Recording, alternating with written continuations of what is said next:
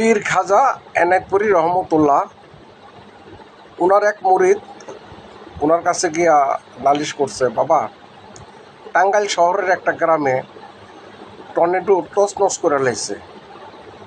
তখন খাজা পীর এনায়েতপুরী রহমতুল্লাহ জিজ্ঞেস করলেন যে বাবা ওইখানে কি কোনো আমার মুরিদ ছিল না? তখন মুরিদ বলল, না বাবা, ওইখানে আমাদের কোনো জাকের ছিল না।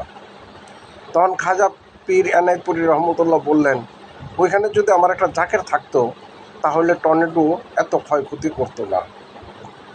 তো দেখেন, আল্লাহ পাক দয়া কইরা ওলি আল্লাহর মাধ্যমে, ওলিয়া উলিয়াদের মুরিদের মাধ্যমে রহমত বিতরণ করে, জগতের বুকে শান্তি নাজিল করে।